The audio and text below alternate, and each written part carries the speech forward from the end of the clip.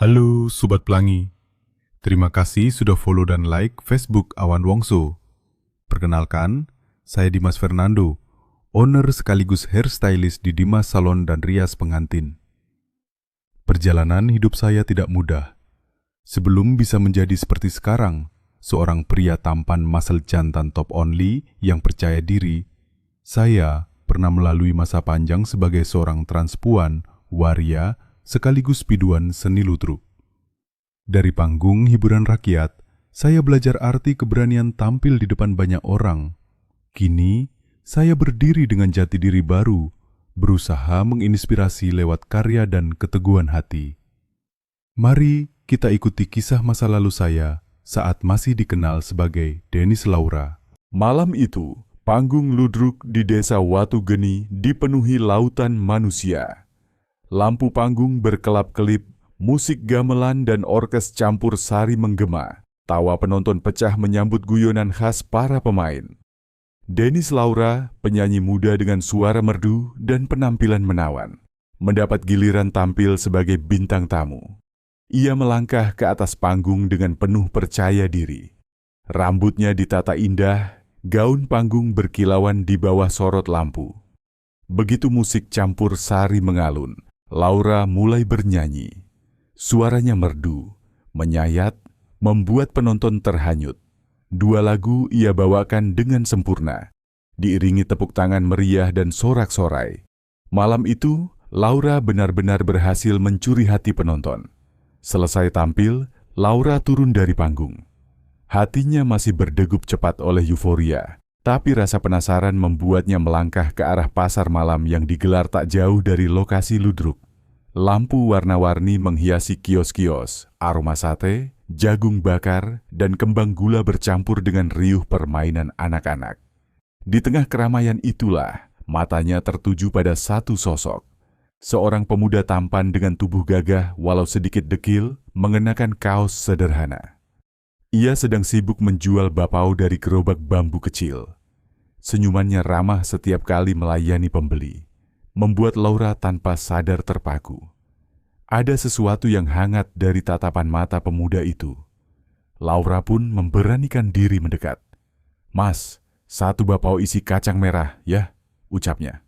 Pemuda itu mengangguk, lalu tersenyum. "Baik, Mbak. Tapi sepertinya saya kenal wajah ini. Bukankah tadi Mbak yang nyanyi di panggung ludruk?" Laura tertawa kecil, agak salah tingkah. "Iya, saya memang habis manggung." Percakapan singkat itu jadi awal dari perkenalan mereka. Pemuda itu bernama Joko, hidup sederhana, sehari-hari berjualan bapau keliling. Walau sederhana, caranya bicara penuh wibawa dan ketulusan. Laura merasa nyaman, bahkan seolah lupa kalau ia seorang artis panggung. Malam itu, Joko mengajaknya mampir ke rumahnya. Sebuah rumah kecil dari gedek bambu di pinggir desa, sederhana namun hangat. Mereka duduk di teras, ditemani kopi panas dan angin malam. Obrolan mereka mengalir, dari hal-hal ringan sampai mimpi masa depan. Tanpa terasa, rasa akrab tumbuh di antara keduanya. Hari-hari berikutnya, Laura sering menyempatkan waktu datang ke rumah Joko. Mereka semakin dekat, saling mengenal lebih dalam. Dari perhatian kecil dan canda sederhana, tumbuhlah benih cinta. Hingga suatu malam, di bawah sinar lampu minyak yang temaram, Joko menyatakan perasaan. "Laura, aku mungkin bukan siapa-siapa, tapi kalau kamu mau, aku ingin kita jalan bareng, jadi pasangan." Mata Laura berbinar, "Tapi aku lanang, Mas." "Tapi, aku juga sudah jatuh cinta sama kamu, Mas Joko." Mas Joko tersenyum dan memeluk Laura. Sejak itu mereka resmi berpacaran. Meski latar belakang berbeda, hati mereka sejalan. Beberapa bulan kemudian, saat mereka membicarakan masa depan, Laura mengusulkan ide. "Mas Joko, gimana kalau kita buka usaha kecil-kecilan di kampung? Salon sama rias pengantin. Aku kan bisa dandan, bisa rias, bisa nyalon. Biar kamu nggak jualan bapau terus. Kita bisa berjuang bareng." Joko terdiam sejenak lalu mengangguk. "Aku setuju, Laura. Tapi ada satu hal. Boleh nggak kamu? Coba jadi lebih sederhana, nggak terlalu sering dandan seperti di panggung. Aku pengen kita hidup apa adanya, bukan seperti dunia hiburan. Laura tertegun. Baginya berdandan adalah bagian dari jati diri, bagian dari karirnya. Berat rasanya meninggalkan kebiasaan itu. Namun melihat kesungguhan di mata Joko, ia akhirnya menghela napas dan tersenyum. Baik mas, kalau itu yang bikin kamu tenang, aku akan berusaha. Pelan-pelan jadi pria. Biar Mas Joko tidak malu kalau saudara. Kesini, namaku juga ganti sesuai KTP Dimas. Nanti kita beri nama Dimas Salon. Dengan modal tabungan seadanya, mereka mengontrak sebuah rumah kecil di pinggir jalan desa. Rumah itu disulap jadi salon sederhana. Satu kursi rias, beberapa peralatan makeup, cermin besar, dan rak kecil berisi cat rambut serta aksesoris pengantin. Meski sederhana, semangat mereka besar. Hari pertama membuka usaha, tak disangka banyak pelanggan berdatangan. Ada yang ingin potong rambut, ada yang minta dirias untuk hajatan, bahkan ada ibu-ibu yang sekadar datang untuk keramas dan kerambat. Laura melayani dengan sabar, sementara Joko membantu bagian administrasi dan menyambut tamu. Nama Dimas Salon mulai dikenal. Dari mulut ke mulut, orang-orang bercerita tentang pelayanan ramah dan hasil riasan yang cantik. Tak butuh waktu lama, salon kecil itu jadi ramai. Laura merasa bahagia. Bukan hanya karena usahanya maju, tapi juga karena ia menemukan cinta sejati dan kehidupan baru bersama Joko. Hidup sederhana di kampung, namun penuh cinta dan kebersamaan. Dari panggung ludruk yang meriah hingga rumah bambu yang hangat, perjalanan cintanya menemukan arti yang sebenarnya, kesetiaan dan perjuangan bersama. Seminggu kemudian, suasana di Dimas Salon masih ramai oleh pelanggan. Nama Dimas semakin dikenal, bukan hanya karena hasil tangannya yang halus, tetapi juga keramahannya melayani. Dari anak-anak sekolah sampai ibu-ibu hajatan, semua puas dengan pelayanan. Suatu hari datanglah seorang pelanggan baru. Perempuan cantik berusia matang, anggun, berkulit putih, dan selalu wangi parfum mahal. Namanya Lisa Mariansyah, seorang janda kaya pemilik toko kosmetik terbesar di desa Watugeni. Penampilannya elegan, dengan senyum yang mudah membuat orang simpati. Awalnya, Dimas tidak menaruh curiga. Lisa datang hanya untuk cuci rambut dan catok curly. Namun hampir setiap hari ia kembali lagi, selalu dengan alasan berbeda. Sekadar blow, cream bath, atau konsultasi kosmetik. Wajahnya selalu ceria saat duduk di kursi salon dan sesekali menggoda dengan tawarnya. Namun di balik semua itu, diam-diam Lisa punya niat lain. Ia mulai sering mencari kesempatan berbicara dengan Mas Joko, yang biasanya membantu di salon. Tatapannya berbeda, ada pesona halus yang menggoda. Beberapa minggu kemudian, Dimas mulai merasakan perubahan. Joko sering beralasan pulang ke rumah orang tuanya di desa sebelah. Namun tak pernah memberi kepastian kapan kembali. Hatinya gelisah. Sampai akhirnya, kabar pahit itu terkuak. Joko ternyata lebih sering bermalam di rumah Lisa. Dimas hancur. Hati yang selama ini penuh cinta seakan diremas.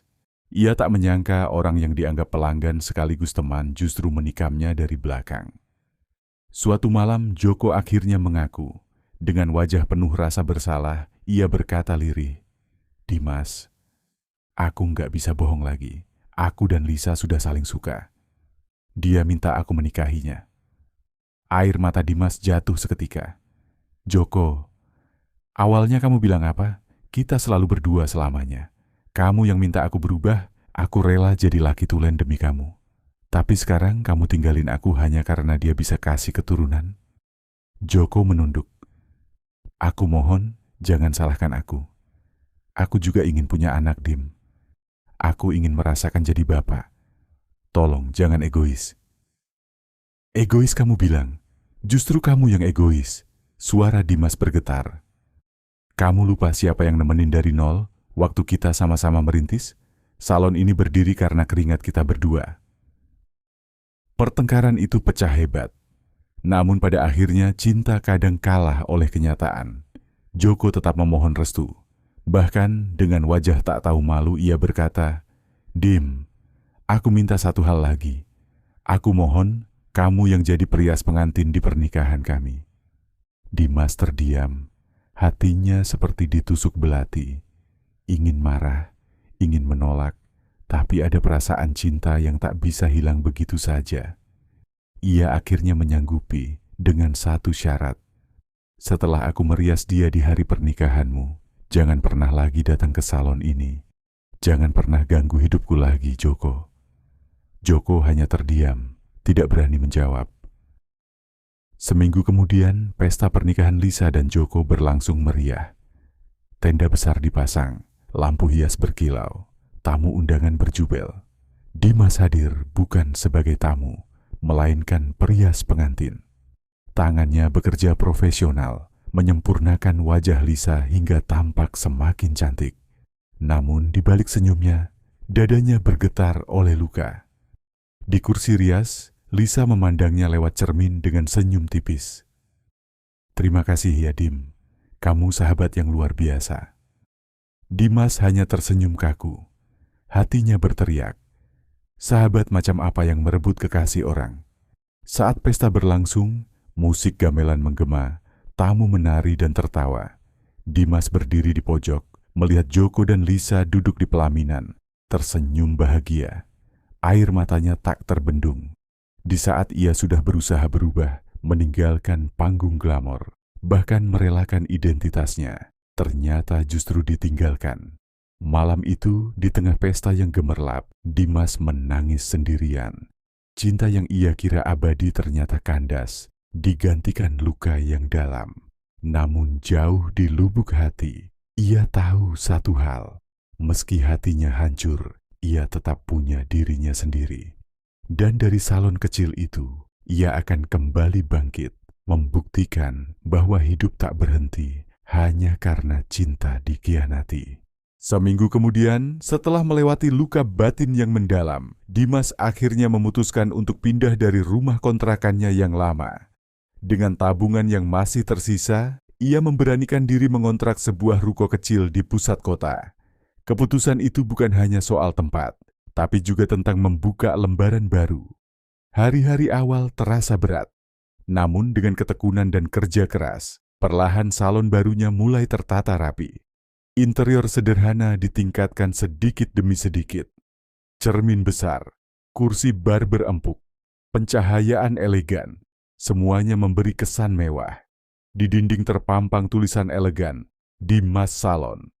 Dari luar, orang-orang bisa melihat bahwa salon itu kini bukan lagi sekadar usaha kecil di pinggir desa, tapi sudah menjelma jadi salon yang berkelas. Meski hatinya masih menyimpan kepedihan masa lalu, Dimas menolak menyerah. Ia tahu, mimpi dan cita-cita harus tetap diperjuangkan. "Aku harus maju," gumamnya dalam hati. Biar semua luka ini jadi bahan bakar semangat. Suatu sore, ketika hujan deras mengguyur kota, seorang pria gagah datang ke salon. Tubuhnya atletis, wajah tampan, dengan senyum yang memancarkan karisma. Ia duduk di kursi barber, lalu menyapa ramah. "Potong rapi aja ya mas." "Oh iya, kenalin, aku Bram." Dimas melayani dengan tenang, meski sebenarnya jantungnya berdegup kencang. Saat rambut Bram mulai dipangkas, obrolan kecil mengalir. Mereka bercerita tentang pekerjaan dan kehidupan pribadi. Bram ternyata seorang desainer gaun pengantin, sekaligus pemilik butik gaun mewah di kota. "Wah, kebetulan ya mas," kata Bram sambil tersenyum. "Kita sama-sama bergerak di dunia kecantikan dan pernikahan. Mungkin suatu saat bisa kerja bareng." Dimas hanya tersenyum, mencoba menutupi rasa kagumnya. Ada sesuatu pada tatapan Bram yang membuatnya gelisah sekaligus hangat. Malam itu hujan tak kunjung reda. Salon hampir sepi, hanya tinggal mereka berdua. Dimas menutup pintu agar angin dan percikan air hujan tak masuk. Suasana menjadi lebih tenang, hanya suara rintik hujan yang menemani. Tanpa diduga, Bram berdiri dan menatap Dimas dengan penuh perasaan. Ia lalu meraih tangan Dimas dan berkata dengan suara dalam, "Dimas, entah kenapa aku merasa dekat sama kamu. Aku suka kamu. Aku ingin ada di sisimu." Dimas tertegun. Hatinya bimbang. Luka masa lalu masih segar, tapi tatapan tulus Bram membuatnya tak kuasa menolak. Saat Bram memeluknya dengan erat, Dimas merasakan hangat yang sudah lama hilang. Malam itu mereka berbagi keintiman yang lembut. Bukan sekadar fisik, tapi juga emosional. Bram akhirnya menginap di salon. Pagi harinya, saat matahari masuk lewat kaca ruko, mereka duduk bersama sambil menikmati kopi hangat. Senyum Bram membuat Dimas yakin, inilah awal baru yang ia butuhkan. Hari-hari berikutnya, Bram sering datang. Bukan hanya sebagai pelanggan, tapi juga sebagai sahabat dekat. Mereka semakin akrab, sering berbagi ide dan mimpi. Hingga akhirnya, keputusan besar pun diambil. Mereka berpacaran. Tak berhenti di situ, keduanya sepakat membuka usaha bersama. Salon Dimas dan butik pengantin milik Bram digabungkan menjadi satu paket lengkap. Pasangan pengantin yang datang bisa sekaligus memilih gaun, rias, dan tata rambut di satu tempat. Usaha mereka berkembang pesat. Banyak pelanggan berdatangan, bahkan dari luar kota. Di balik semua kesuksesan itu, Dimas merasa benar-benar beruntung. Setelah semua rasa sakit dan pengkhianatan yang ia alami, ia akhirnya menemukan sosok yang tulus, mencintai dan menghargainya. Bersama Bram, ia belajar bahwa kebahagiaan sejati bukanlah tentang siapa yang datang pertama, tapi tentang siapa yang rela bertahan sampai akhir. Kini, Dimas Salon and Bram Wedding Boutique menjadi bukti bahwa cinta dan kerja keras bisa melahirkan kebahagiaan baru. Dan di hati Dimas, keyakinan itu selalu terpatri. Meski badai pernah menghancurkan, pelangi pada akhirnya tetap akan datang.